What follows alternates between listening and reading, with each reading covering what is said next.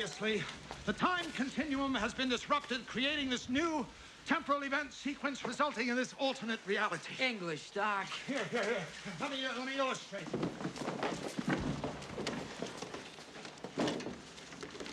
Imagine that this line represents time. Here's the present, 1985, the future, and the past. Prior to this point in time, somewhere in the past, the timeline skewed into this tangent, creating an alternate 1985. Alternate to you, me, and Einstein, but reality for everyone else. Recognize this? It's the bag the sports book came in. I know, because the receipt was still inside. I found them in the time machine, along with this.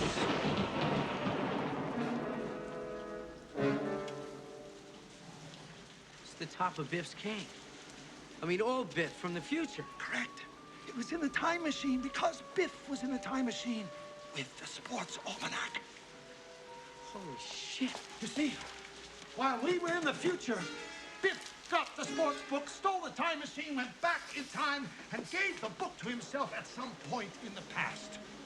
Look, it says right here that Biff made his first million betting on a horse race in 1958. He wasn't just lucky, he knew, because he had all the race results in the sports almanac. That's how he made his entire fortune. Look in his pocket with a magnifying glass. The almanac. Son of a bitch stole my idea. He must have been listening when I... It's my fault. The whole thing is my fault. If I hadn't bought that damn book, none of this would have ever happened. No, that's all in the past. You mean the future? Whatever.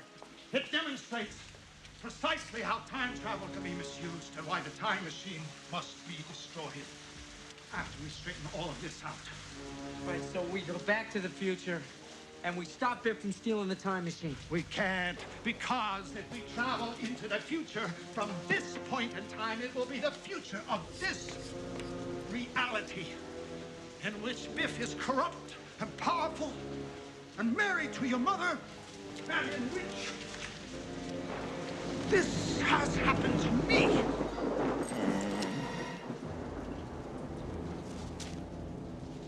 No. Our only chance to repair the present is in the past, at the point where the timeline skewed into this tangent.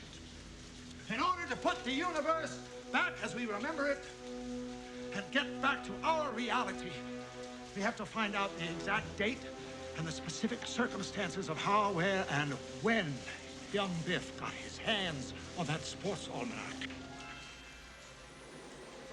I'll ask him.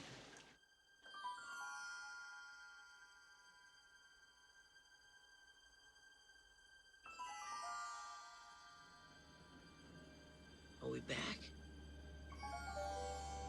We're back.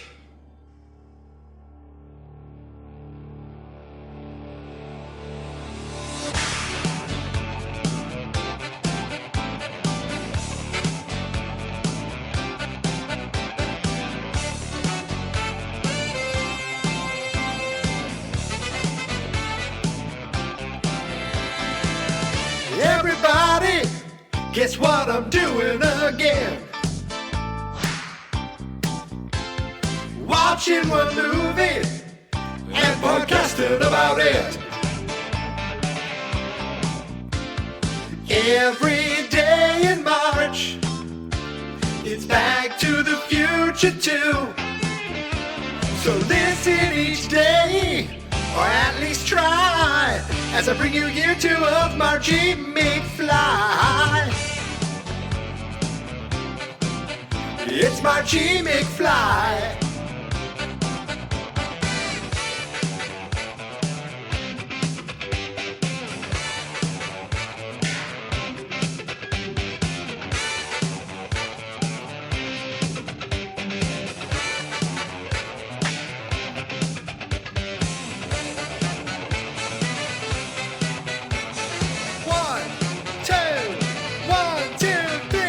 Marchy McFly. It's Marchy McFly. Oh, Marchy McFly. It's Marchy McFly.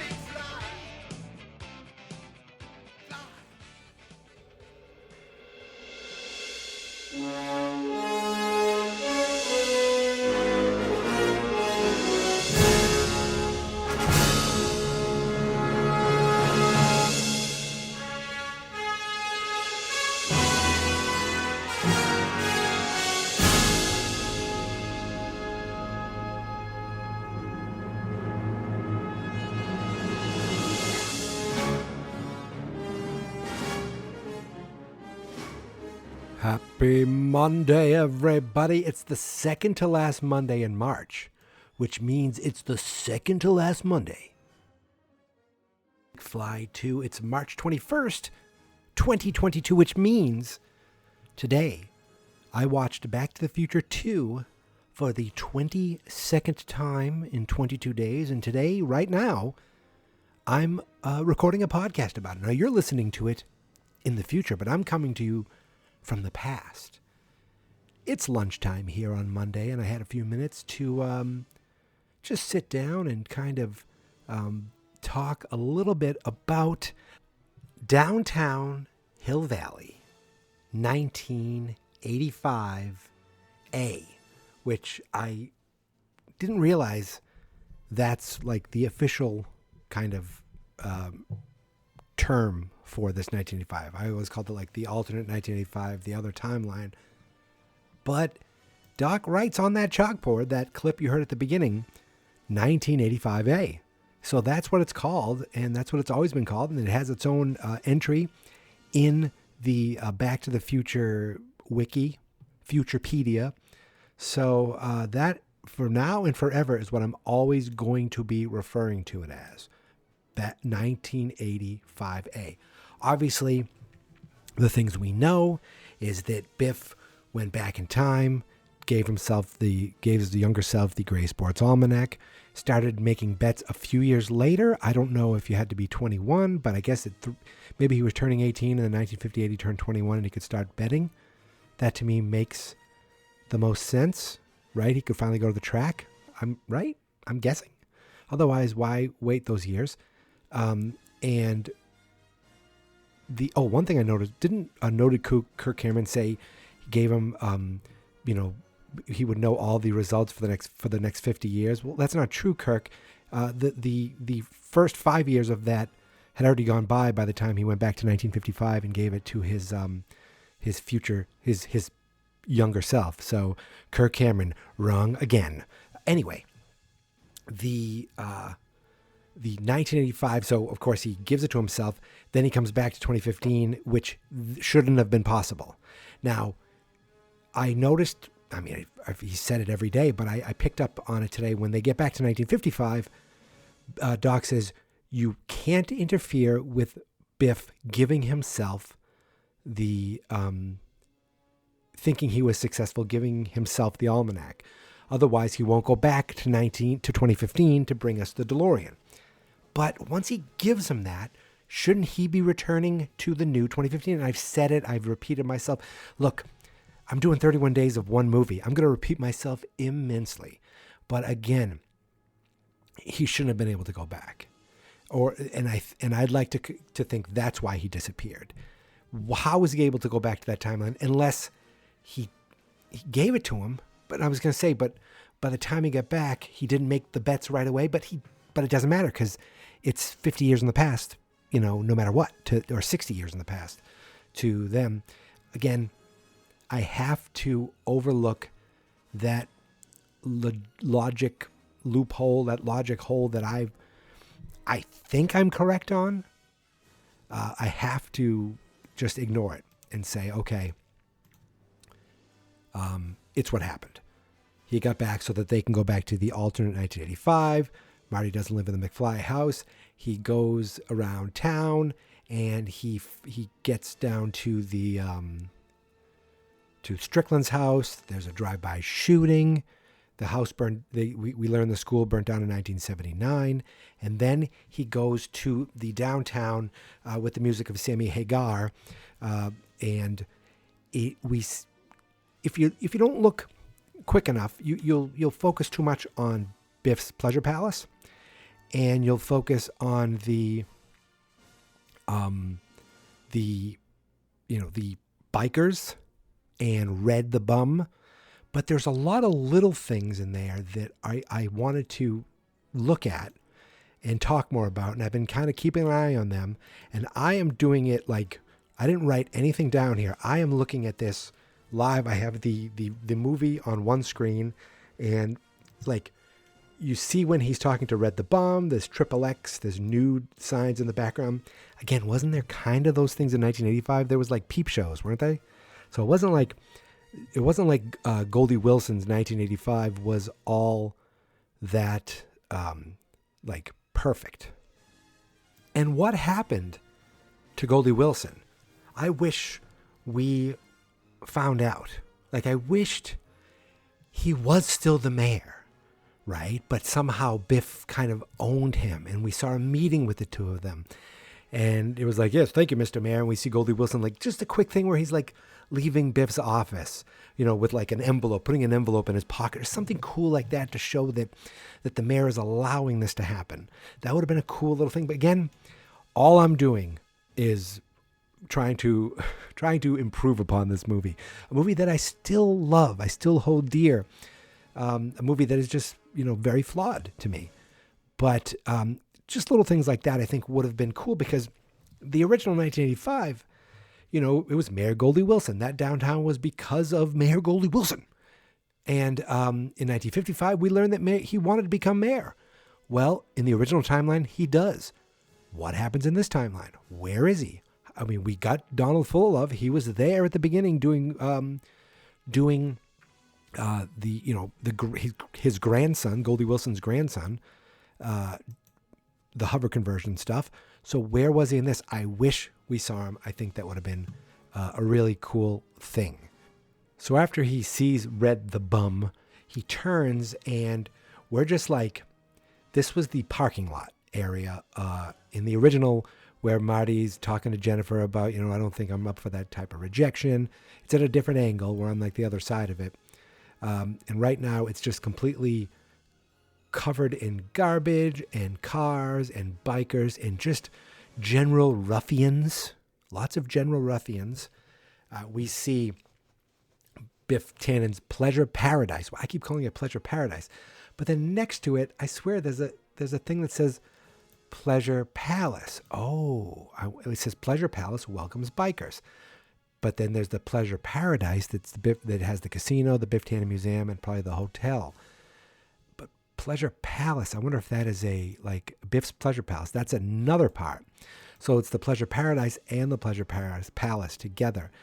When you zoom up from the Pleasure Paradise, we see the clock tower. We see this hotel, and we see these giant smoke and fire chimneys, and it's just showing that Biff is, he started a waste company. We learned that, Biff Co. And we could see that he's just, I don't know if the facilities are right there in downtown Hill Valley. He has no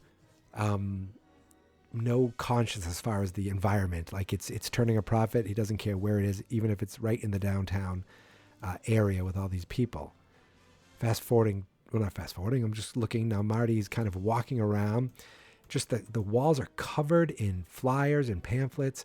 We see homeless people pushing carriages, bikers galore, just so many bikers, cars, trash, and homeless people. That is the majority of what we see. But then there's this giant sign, and it says, what does it say? It says, visit Biff's. And it's facing the casino, visit Biff's, as if you need to, know to visit Biff's. And it's got a showgirl. It's all in pink and purple. It's got a showgirl with tassels on her, boobie area. And so I'm assuming that's the Pleasure Palace. I'm not sure what else. I don't see anything else. There's a lot of businesses in the background that we get kind of a better look at. It's a zoom out, so it's a big wide shot, and you just see trouble. You just see trouble with a capital T. And I'm wondering if, like, at this point, this is where he would stumble upon Dave. Like, he backs up a little more, goes through some people, and then sees the deleted scene of his brother being thrown out of the casino. But we don't get that here. So, okay, we see Hell's Ghouls maybe in the background. I can't tell. Peep Show, live, sex, action. These are signs now in the stores downtown. Video and nude, hardcore movies. Yikes. Bangkok, sauna, and Asian massage. That is, it's troublesome and slightly racist there. Pawn shop. Okay, you can have a pawn shop. That's not a big deal. XXX video. All these bikers with beards and mustaches, and they just look like they look troubled. There's a baths in the background as well. They have like a Turkish bath kind of thing. Is that what that's called? Again, now, am I being racist? I have no idea. I thought that's what that thing is called, or like a Roman bath. I don't know. There's a adult toys, love tools, Tanya's exotic sex goddess. Literally everything is for pervy, pervy pervisons. Not everything, because there's Bad Rap Bail Bonds. Bad Rap Bail Bonds. That's a little store, a little business there. And we see, it looks like martial law. There's a tank pushing up on, just driving through the Hill Valley right there. And there are guys on top of it with machine guns that look, and they're in like fatigues. Like they look like they should be storming a capitol. And I see bail bonds again. For a second, I thought I saw Mouth of the South Jimmy Hart. That wasn't him. I don't know what that sign was. We didn't get to it in time. Lots of bikers, lots of bars. The D-Deck Delight Bar and Baths. Nude barmaids. And then a quick shot of a thing that says Toxic Waste Reclamation Plant right there in the heart of downtown Hill Valley, with like a big, like it looks like a light bulb blows out, or a transistor, a big little explosion, I should say, with just smoke coming out of the top of this place, just real disgusting. And then we get the zoom in, the close up of Biff's pleasure paradise. That's when we get the voiceover of talking about the Biff Tannen Museum. Ladies and gentlemen, welcome to the Biff Tannen Museum, dedicated to Hill Valley's #1 citizen and America's greatest living folk hero, the one and only Biff Tannen. Of course, we've all heard the legend, but who is the man? Inside, you will learn how Biff Tannen became one of the richest and most powerful men in America. Learn the amazing history of the Tannen family, starting with his great-grandfather, Buford Mad Dog Tannen, fastest gun in the West. See Biff's humble beginnings and how a trip to the racetrack on his 21st birthday made him a millionaire overnight. Share in the excitement of a fabulous winning streak that earned him the nickname, the luckiest man on earth. Learn how Biff parlayed that lucky winning streak into the vast empire called Biffco. Discover how, in 1979, Biff successfully lobbied to legalize gambling and turned Hill Valley's dilapidated courthouse into a beautiful casino hotel. I just want to say one thing. God bless America. Meet the women who shared in his passion as he searched for true love. And relive Biff's happiest moment, as in 1973 he realized his lifelong romantic dream by marrying his high school sweetheart, Lorraine Baines McFly. Third time's a charm.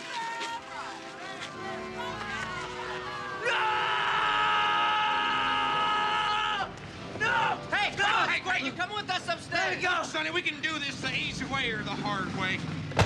The easy way. There are so many fun little great things in that video. And the Biff Tannen Museum has its own Futurepedia page on the Back to the Future wiki, which also, once again, I like that it does this. It actually takes excerpts, quotes from the novelization. So I'm just going to read what it says there. Just before the hotel entrance was the door to another building, the Biff Tannen Museum. According to the neon sign out front, Marty stopped for a second to stare at the display area in front of the ticket window. There, in the middle of the display, was the black roadster Biff had driven back in 1955. Oh my goodness, it is there. I see in the picture. The same one that had got bashed in the collision with the manure truck. Except now the car had been totally restored. It was so sleek and brightly polished that it almost looked brand new. And next to that was a lifelike wax figure of Biff. It was a pretty good likeness, too, with the same burly body and sloping forehead. They had even gotten the smirk right. And then it talks about the narration, meet the women who shared in the passion as he searched for true love. And it shows. This is still in the novelization. It talks about the narration of the documentation. Meet the woman who shared in the women in his passion for true love. More photos followed on the video monitor. Top models, starlets, women in swimsuits on magazine covers, and relive Biff's happiest moment as in 1973. He finally realized his lifelong dream of marrying his high school sweetheart, Lorraine Baines McFly. Lorraine Baines McFly? The monitor showed a home movie of Biff coming out of the church with Marty's mother. Biff grinned into the camera, third time's the charm, which is hilarious. How uncomfortable she looks, how happy he looks, and the fact that he does that gross open mouth kiss. And it says he turned and kissed Marty's mother full on the mouth. No, Marty screamed. He must be dreaming anything but this. No. And there's more in the Wikipedia page. What I wanted to know was who the women were. I know one of them was definitely Marilyn Monroe. I don't know if it talks about who the other woman was. Was it Jane Mansfield or anything? Maybe it doesn't see it there. It doesn't show it there. I'm just trying to read it really quick. It just talks about that there's a sign that says smoking required. I mentioned that before. And tickets were only $5 to get in, which isn't really bad. It doesn't say who the two actresses were, but one of them was definitely Marilyn Monroe. I don't know if the other one was like Jane Mansfield or something. That's who I always assumed it was. But there's some great shots of Biff showing like Biff Co. toxic waste, and the goofy looks on his face in the paper, like smiling, like, hey, like I'm just lucky, and he's winning, and just Tom Wilson just friggin' hamming it up, and getting to do all this stuff, getting to do the young stuff, getting to do the middle-aged stuff. Again, this is his movie. The more I watch it, the more I realize this is his film, and I am happy to say that, because all the plot holes, all the silliness in this, and the things that I rip apart with you, which you're going to do when you're watching something over and over and over again. He's just so great in this, and I can never say that enough. And guess what, folks? I think that's it. Short one today, right? Well, a couple clips in there really made it seem a little longer, and I'm going to talk a little slower so that I can extend this just a little longer. No, I'm done. Listen, you know where to find me, right? I'm on Twitter and on Instagram at Geek Mentality. The Facebook page is Fans Not Experts. The website is fansnotexperts.com. And I do have some notes, but I think I'm going to save that for another day. Today I really wanted to focus on downtown Hill Valley in this, alternate 1985A that Biff took over, and just look at the different things. I keep watching it going, I need to write that down. And then I realized writing it down is not going to do any justice. I need to go through it almost frame by frame, and I was happy to do that today. So lunch is over. I need to get back to work, but this is going to go up earlier than usual. I'll probably get it up after work tonight. So, once again, thank you so much for listening. Thank you so much for subscribing. We'll be back doing this again tomorrow. But until then, my friends, here is my theme song. This is my podcast. I made it. Geek Mentality's what I named it. And I think you should listen and subscribe, 'cause I'm kinda funny and awesome. I think that I'm worth your time, and I'm kinda handsome. My mom says, please listen and please subscribe. At least listen to this episode. Fans Not Experts. God bless America.